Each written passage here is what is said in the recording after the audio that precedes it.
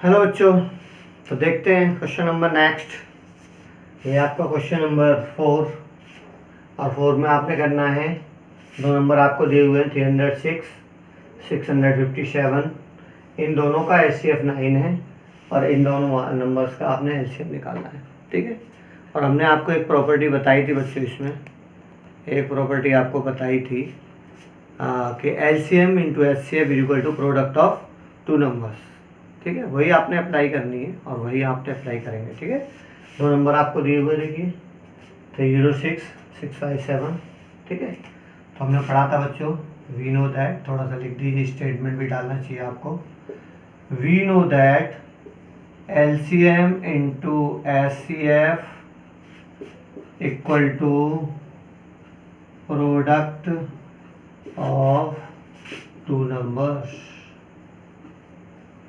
ठीक है, product of two numbers.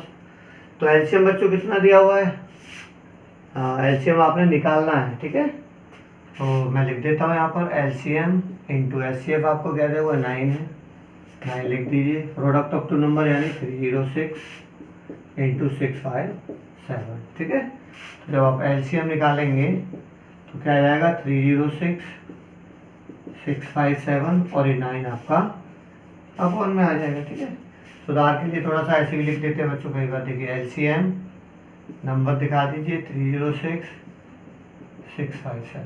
ठीक है, हाँ, इसका लिखने का कोई और ज़्यादा हमें जो बेनिफिट नहीं है, सिर्फ ये शो करना होता है हम किन दो नंबर्स के बारे में बात कर रहे हैं। ठीक है, हाँ, डिवाइड करिए ज़रा, देखिए 9 से डिवाइड हो जाएगा, 9 3 या 27 और 9 4 जा 36। ठीक है, तो जाएगा आपका 34, 657। ठीक है, करते हैं मल्टीप्लाई, 657 34 से कर दीजिए, 4 7 28 2, 2 बाई 2 24, 24 और 2 26, 3 7 21 2, 3 बजे 15 2 17, 1 18 1 19, 8 2 और 1 3, 7 और 6 13 1, 10 और 2 12। ठीक है, तो अगर 2 2 3 3 8, तो आपका एलसीएम आ जाता है। ठीक है, लिख दीजिए यहाँ पर एलसीएम 306, 657। ठीक है, नोट कर लीजिए, pause the video to note it down. तो देखते हैं बच्चों question number next, question number 5। Check whether 6 raised to power n can end with 0 for any natural number n। यानी हमें ये प्रूव करना है कि 6 की पावर n, यानी कोई पावर ऐसी n है जिसके लिए ये 0 पर एंड करता हो। तो उससे पहले थोड़ा सा हम इसको कुछ एग्जांपल्स करेंगे, देखेंगे, ट्रायल करेंगे। ठीक है, क्या करिए, क्वेश्चन है क्या, क्या कहना चाहता है आपसे। देखिए, क्वेश्चन कहता है कि 6 raised to power n, क्या कोई यूनिट डिजिट 0 आता है, कहीं एंड डिजिट इसका 0 है। लाइक मान लीजिए मैं इसकी पावर 1 ले लेता हूँ, तो 6 raised to power 1 क्या आएगा, 6 आएगा। क्या ये डिजिट 0 आया, नहीं आया। 6 raised to power n trial करिए, इसका मतलब क्या है, 6 इंटू 6 216। क्या ये 0 पर एंड कर रहा है, नहीं कर रहा है। 6 to power 3 लेके देख लीजिए, 6 इंटू 6 इंटू 6, सॉरी ये 36 आएगा। क्या ये 0 आ रहा है भाई, 6 इंटू 6 क्या 36 आएगा। क्या ये डिजिट 0 आ रहा है, नहीं आ रहा है। यहाँ देखिए 216, क्या ये डिजिट 0 आ रहा है, नहीं आ रहा है।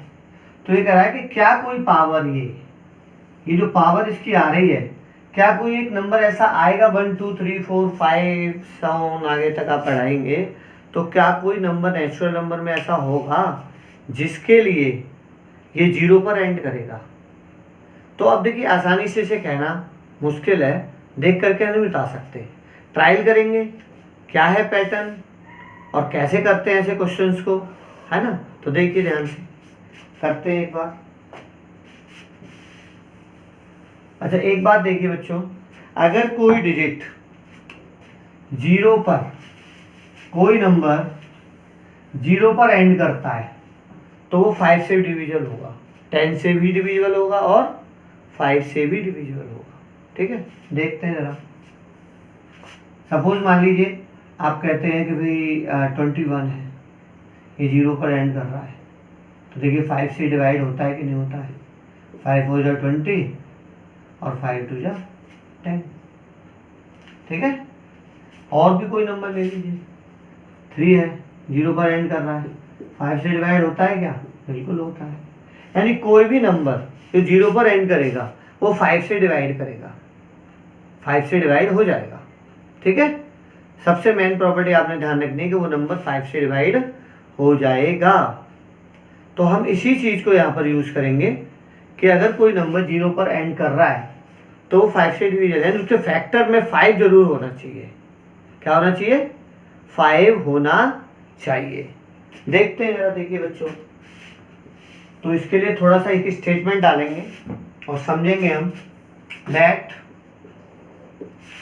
n बिलोंग्स टू n, ठीक है, ये थोड़ा सा साइन यूज कर रहे हैं हम, n बिलोंग्स टू n, ठीक है। अभी n बिलोंग्स टू n क्या बच्चों, मैं समझा देता हूँ। देखिए ये कोई नेचुरल नंबर्स हैं आपके 1 2 3 4 5 और भी नंबर्स आपके नेचुरल नंबर। इस पूरे नंबर्स को सेट कहते हैं आप, नेचुरल नंबर्स का सेट हो गया ये पूरा, ठीक है, नेचुरल नंबर हो गए। और इनमें कोई भी नंबर, इसको आप स्मॉल n से डिनोट कर सकते हैं। यानी जो n है, ये वाला जो नंबर है वो इस n में बिलोंग करता है, पूरे सेट में बिलोंग कर रहा है। तो उसके लिए मैंने स्टेटमेंट डाल दिया n बिलोंग्स टू n, ठीक है। कोई नंबर हो सकता है, तो स्मॉल जो लेटर है आपका वो ईच एलिमेंट को डिनोट करता है, और जो कैपिटल n है वो सेट को डिनोट करता है, पूरे सेट को, ठीक है। तो देखिए जरा ध्यान से, n belongs to n, be any natural number, be any natural number for which,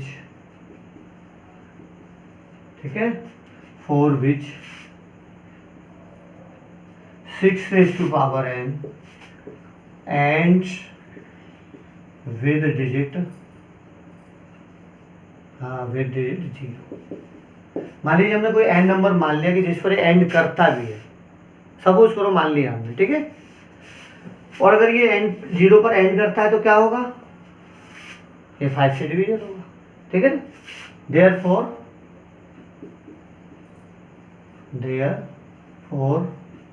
it is divisible by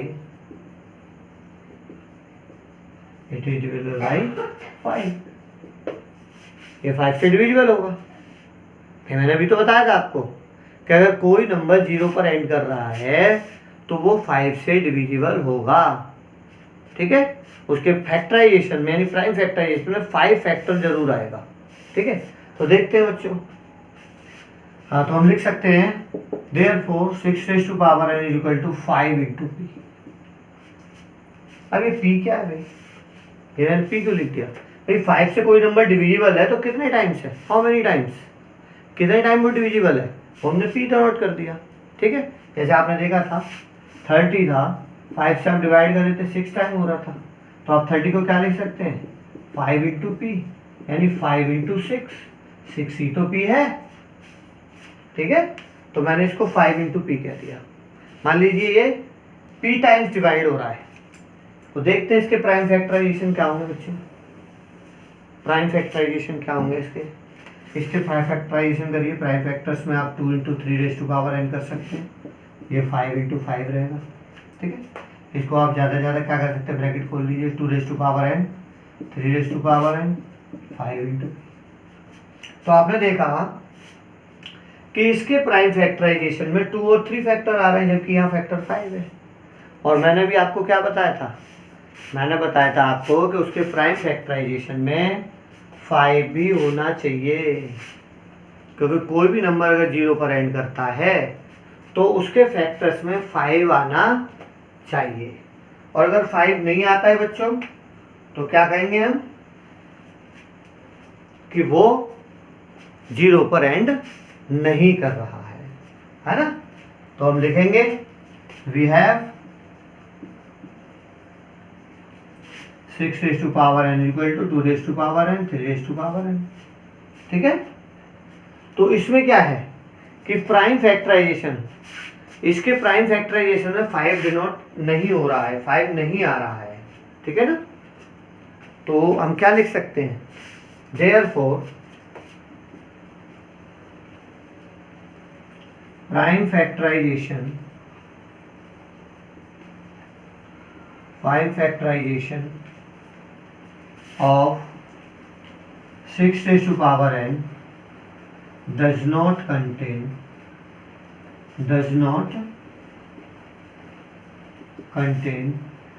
5 as a factor, ठीक है। does not contain 5 as a factor, 5 factor आ ही नहीं रहा है। therefore 6 raised to power n can never and digit 0, ठीक है ना। तो हम देखिए स्टेज में यह जगह नहीं, थोड़ा सा मैं लिख देता हूँ ऊपर के लिए, आप यहाँ नोट कर लीजिएगा इसको। Therefore 6 raised to power n can never and with digit 0 for any natural number n, for any natural number n, यानी किसी भी नेचुरल नंबर n के लिए 6 raised to power n 0 पर एंड नहीं करेगा। क्यों नहीं करेगा भाई, ये मैंने बताया था अभी आपको। भाई प्राइम फैक्टराइजेशन 2 और 3 है, यहाँ पर क्या है 5 है, ये 5 यहाँ पर भी होना चाहिए। अगर ये 5 यहाँ मैच कर रहा है तभी तो डिविजिबल है, अदरवाइज नहीं होगा, ठीक है। तो आपने ऐसे थोड़ा सा स्टेटमेंट डालना होता है बच्चों, है ना। n belongs to n with natural number for which 6 to power ends with digit 0, therefore it is divisible 5। फिर आप दिखा दीजिए 5 into p, इसके फैक्टराइज कर दीजिए, ठीक है। और हमने देखा we have 6 to power n equal to 2 raised to power n 3 raised to power n, therefore prime factorization of 6 raised to power n does not contain 5 as a factor। फिर last में लिख सकते हैं हम therefore 6 to power can never end with digit 0 for any natural number n, ठीक है। तो video को पॉज कर लीजिए, नोट कर लीजिए इसे। हाँ तो बच्चों देखते हैं नेक्स्ट क्वेश्चन। क्वेश्चन नंबर आपका नेक्स्ट क्वेश्चन है, ये शायद 6 क्वेश्चन है, देख लीजिए एक बार बुक में आप, ठीक है। 6 नंबर है शायद ये। Explain why 7 into 11 into 13 plus 13 and 7 into 6 into 5 4 3 into 2 into 1 plus 5 are composite numbers. ये हमें शो करना है इसको और एक्सप्लेन भी करना है कि आखिर ये कंपोजिट नंबर क्यों है। तो हमें सबसे पहले ये पता होना चाहिए बच्चों कि कंपोजिट नंबर आखिर होते क्या हैं, कंपोजिट नंबर आखिर होते क्या हैं कंपोजिट नंबर्स, ठीक है। तो कंपोजिट नंबर्स के बारे में हम समझेंगे। तो कंपोजिट नंबर कुछ नहीं है बच्चों, इनको हम हिंदी में भाज्य संख्याएं कहते हैं, कंपोजिट, यानी ये नंबर किसी अन्य नंबर से डिवाइड हो जाते हैं। एक मैंने आपको बताया था प्राइम नंबर्स, प्राइम नंबर्स या तो केवल अपने आप से डिवाइड होते थे या फिर उनका कॉमन फैक्टर 1 होता था, यानी 1 से डिवाइड होते थे। बट कंपोजिट नंबर किसी अन्य नंबर से भी डिवाइड हो सकते हैं, यानी इनके फैक्टर्स में और नंबर्स भी आ सकते हैं। यानी कहने का मतलब हुआ कि हम इनको 2 नंबर्स के प्रोडक्ट के रूप में शो कर सकते हैं, जबकि हम प्राइम नंबर्स को एक के अलावा ऐसा नहीं कर सकते थे। एक के साथ तो कर सकते थे हम, क्योंकि 1 तो सभी का कॉमन फैक्टर होता है, मैंने बताया था आपको 1 को प्राइम नंबर भी कहलाता है। तो कंपोजिट नंबर को आपने सिंपली क्या करना है, 2 नंबर के प्रोडक्ट के रूप में आपको शो कर देना है। जैसे लाइक देख लीजिए, मैं बता देता हूँ आपको। मान लीजिए आपको 60 नंबर दे दिया, ठीक है, 60 है। 60 को आप क्या लिख सकते हैं, 3 into 20 लिख सकते हैं, 2 नंबर का प्रोडक्ट है। देखिए यानी 60 के फैक्टर में 3 भी आ रहा है और 20 भी आता है, यानी 60 20 से भी डिवाइड हो जाता है, 3 से भी डिवाइड हो जाता है। बट प्राइम नंबर्स के केस में ऐसा नहीं था। प्राइम नंबर्स में जैसे आपको 3 नंबर है, ये 3 या तो 3 से ही डिवाइड होगा या फिर ये 1 से डिवाइड होगा। और 1 को हम क्या कहते थे, 1 तो सभी का कॉमन फैक्टर है, ठीक है। तो यानी हम इसको 2 नंबर्स के प्रोडक्ट के रूप में लिख सकते हैं कंपोजिट नंबर को। और भी फैक्टर्स हो सकते हैं कि स्प्लिट कर दीजिए 20 को 3, क्या करेंगे 2 2 जा 4 5 जा 20, ठीक है। तो देखिए कितने सारे फैक्टर्स हो गए। बट सिंपली अगर हम इन्हें 2 नंबर्स के प्रोडक्ट में भी शो कर दें तो हमें प्रूव कर देते हैं कि ये नंबर कंपोजिट है, यानी ये डिविजिबल है। और अब एक सिंपल फैक्टर दिखा दीजिए आप निकाल करके, ठीक है। जैसे मैंने बताया आपको 60 को 3 × 20 में शो कर दो, कंपोजिट नंबर भैया देखिए 20 फैक्टर है, इसका 3 फैक्टर है, कंपोजिट है, 3 से डिवाइड हो जाता है, 20 से डिवाइड होता है। अब तो वो बात अलग है 20 को भी स्प्लिट कर सकते हैं हम आगे, लेकिन जरूरत नहीं है आपको 20 को स्प्लिट करने की। आप इसको सिंपली 2 फैक्टर्स के प्रोडक्ट के रूप में आप दिखा दीजिए, तो ये प्रूव हो जाएगा कि नंबर कंपोजिट है। कंपोजिट यानी divisible by another numbers, ठीक है। तो देखते हैं बच्चों, इनको आपने शो करना है 2 नंबर के प्रोडक्ट में, और आपको जो नंबर दिए हुए हैं एक बार लिख लेते हैं इसको, 7 × 11 × 13 + 30। अब बच्चों 9th क्लास के अंदर आपने कॉमन देखा था, देखिए यहाँ बीच में प्रोडक्ट आ रहा है, यहाँ प्लस आ रहा है, ये 13, दोनों में 13 कॉमन है, 13 को कॉमन ले लीजिए, ठीक है। तो क्या बचेगा 7 × 11, 13 की जगह 1 आ जाएगा और यहाँ भी 1 आ जाएगा, ठीक है। मैं थोड़ा बड़ा ब्रैकेट लगा देता हूँ समझाने के लिए। देखिए यहाँ से आप कॉमन लेते, कॉमन का मतलब वो नंबर वहाँ से हटा दीजिए, डिवाइड कर दीजिए उसे। देखिए इस पूरे नंबर को आप डिवाइड करेंगे 13 से, तो आपके पास 7 × 11 और 13 को आपने डिवाइड करा तो 1 ही तो आएगा, प्लस यहाँ 13 को आपने कॉमन ले लिया तो यहाँ भी 1 आएगा, 13 से 13 डिवाइड होकर 1 आ जाएगा, ठीक है। ब्रैकेट को सॉल्व कर दीजिए, क्या आएगा 7 का 11 में 77, यानी 77 ही रहेगा ये, प्लस 1 आपका चल ही रहा है, 13 क्या आ जाएगा बच्चों 78। तो हमने क्या शो कर दिया इसको 13 × 78, देखिए 2 नंबर के प्रोडक्ट के रूप में शो कर दिया, ठीक है। 2 नंबर के प्रोडक्ट के नंबर में शो कर दिया, नहीं कर दिया, जो मैंने अभी आपको बताया था यहाँ पर। तो देयरफॉर हम क्या कह सकते हैं, therefore it is a composite number, it is a composite number. Second देख लीजिए, देखिए 7 × 6 × 5 × 4 × 3 × 2 × 1 + 5। यहाँ पर भी देखिए इनमें से आप क्या कॉमन ले सकते हैं 5, देखिए यहाँ भी 5 कॉमन है, यहाँ भी है, 5 को कॉमन ले लीजिए, क्या बचेगा 7 × 6 × 4 × 3 × 2 × 1 + 1।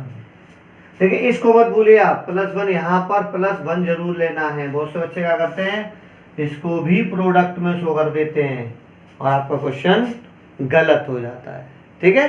तो आपने क्या करना है, यहाँ पर भी प्लस लगाना है, और देखिए उसको प्लस ही करना है, प्रोडक्ट के रूप में शो नहीं करना, ना ही प्रोडक्ट में लेना है, ठीक है। करते हैं आगे बच्चों, देखिए तो ये आएगा आपका 2, 1 का तो छोड़ दीजिए 2 × 3 = 6, यानी 6 × 24 और 24 × 144, 144 का 7 में मल्टीप्लाई कर देते हैं हम, यह आ जाएगा 7 × 28, 2 30, 3 7 × 7 और 3 10, यानी 1008 + 1, ठीक है बच्चों।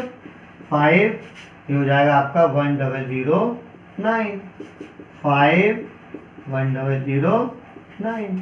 तो देखिए आपने यहाँ पर भी शो कर दिया 2 नंबर का प्रोडक्ट है ना, यानी एक पूरे नंबर को सॉल्व करें तो जो नंबर आएगा वो 5 × 1009 की फॉर्म में हमने लिख दिया, यानी 2 नंबर्स के प्रोडक्ट के रूप में आपने ये लिख दिया in the form of product of 2 numbers.